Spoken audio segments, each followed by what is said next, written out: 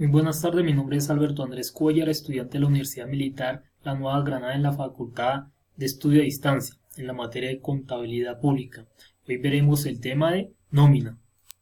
Primera pregunta, mencione los tres elementos necesarios en un contrato de trabajo.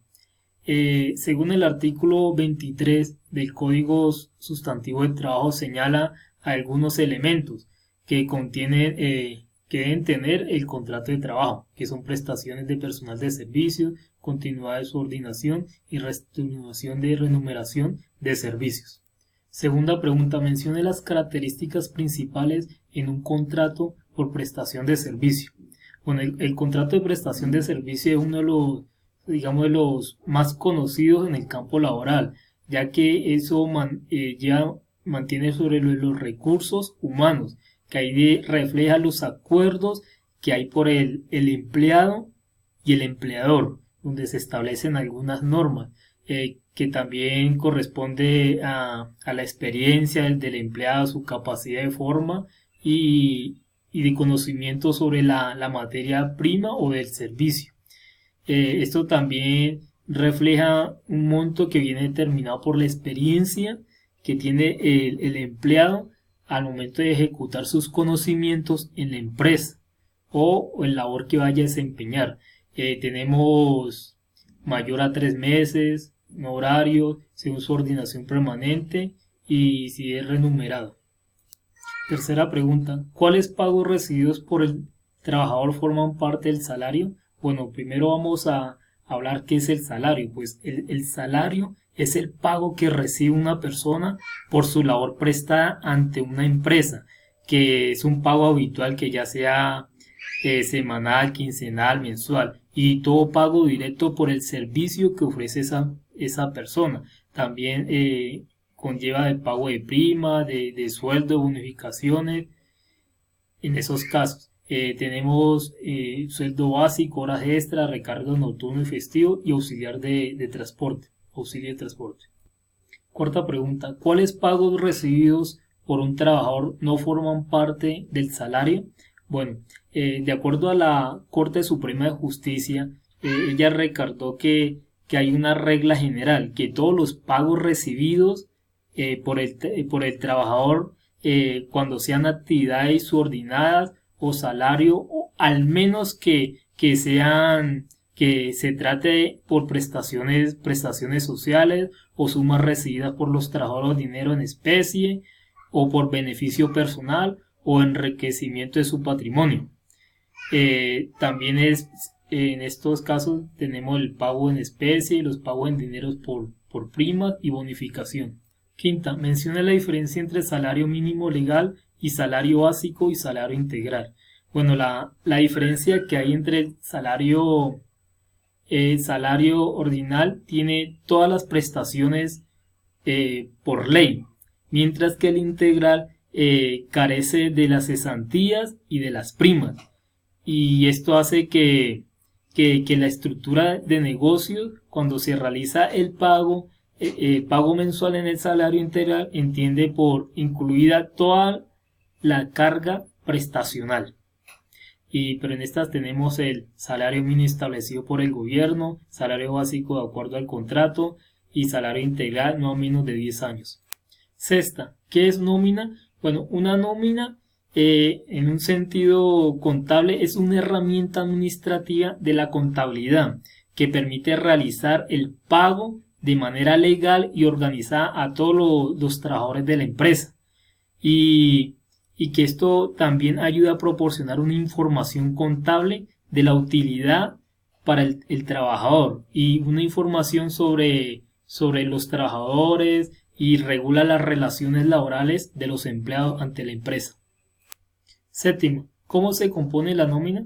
Bueno, la nómina se compone de devengados, que devengados son todas las cantidades expresadas, digamos, en la unidad monetaria que recibe el trabajador en los devengados, que reflejan el salario base, que lo complementa los salariales y las horas extras, las gratificaciones extraordinarias y también las percepciones salariales.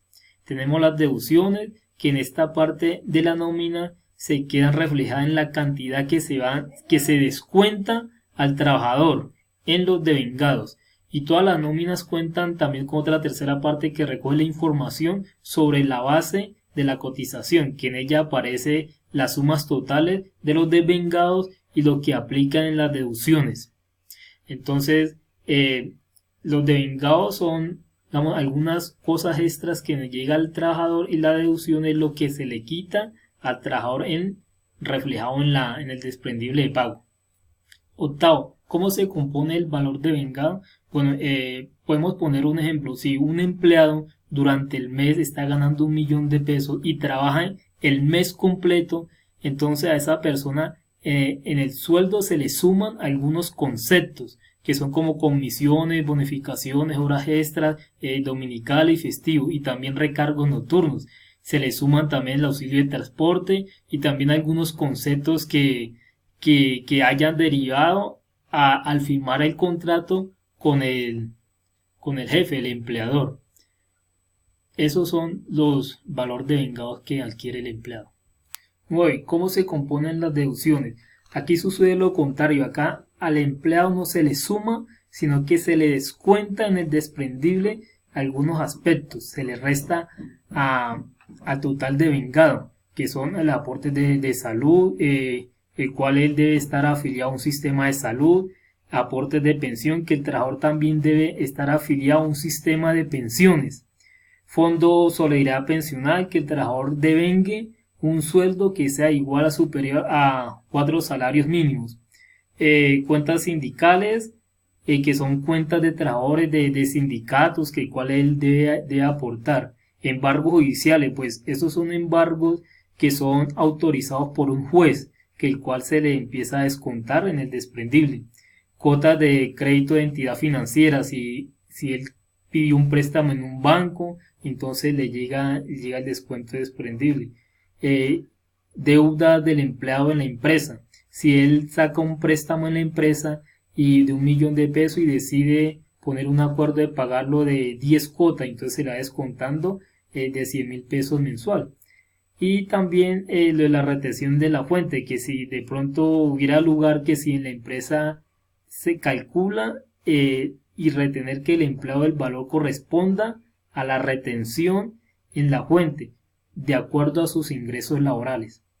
10. Diferencia entre recargo y hora extra. Bueno, las horas extra y los recargos nocturnos y recargos dominicales y festivos son conceptos que están sujetos a la jornada laboral ordinaria, que el trabajador haya acordado entre el contrato con el empleado y el empleador. Entonces la jornada laboral ordinaria pues corresponde a 8 horas diarias, y si se han pactado entre las partes en una regla general que si después de las 8 horas debe trabajar durante el día o la noche, entonces después de esas 8 horas se debe trabajar de noche o festivo o domingo, que debe pagar un recargo por ese día. Entonces muchas veces en una empresa en el contrato figura que debe trabajar de lunes a viernes y el sábado mediodía, pero sucede que en esa empresa llegó un transporte, una carga, entonces no haya quien la reciba. Entonces el jefe llama al empleado y le solicita que si puede trabajar el domingo o lunes festivo, el cual, como son fuera del horario y de las 8 horas diarias, entonces debe pagarle un recaudo según el porcentaje que establezca la ley. 11. ¿Cuánto debe pagar el empleado por pensión? ¿Cuánto de salud por fondo de solidaridad de pensión? ¿Y cuánto pagar el patrono? ¿Cuánto cancela el empleado? Bueno, todos los descuentos deben ser informados al empleado. Muchas veces los empleados ni siquiera saben qué es lo que le están descontando. Entonces siempre hay que tenerlo informado y él debe firmar una notificación o que esté enterado sobre y autorizar ese descuento. Todo requiere una autorización del empleado, ya que eso está en unas normas básicas estipuladas en el Código Sustantivo de Trabajo. Los descuentos que establecen por ley son que el 4% del sueldo en salud, el 4% para pensión y el porcentaje correspondiente al fondo de solidaridad de pensión. Para esto, pues requiere que el empleado devengue 4 o más salarios mínimos vigentes. Bueno, si una persona devenga más de 4 salarios vigentes, entonces debe pagar el 1% adicional para el fondo de solidaridad. 12. Las otras deducciones en la nómina, ¿a qué corresponde? Bueno, cada mes o quincenalmente el empleado se le debe liquidar en la nómina lo que haya elaborado. Y todas sus deducciones pues son conceptos que el trabajador adeuda o que él debe, y que otras son semestralmente como la prima de servicios, y otros también anualmente, semestral y anualmente. Las que son anualmente son las que en cada periodo de pago, en la parte de proporción a que corresponda a esa nómina. Tenemos lo que son anticipos y embargos. Los anticipos son que los trabajadores hayan percibido en algún anticipo durante el mes, o que de pronto verán que le haya dado un anticipo y esto se deduce en la nómina, o sea, se les cuenta. Si le ha pedido un anticipo en el mes, entonces se les cuenta al final del mes. Tenemos también los embargos, que ya habíamos hablado, que es estas cantidades que las empresas están obligadas a deducirle al empleado, ya que estos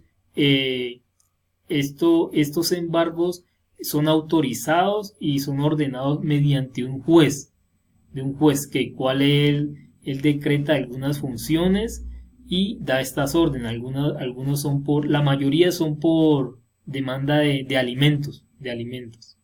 13. ¿Cómo se liquida la retención de la fuente de empleados?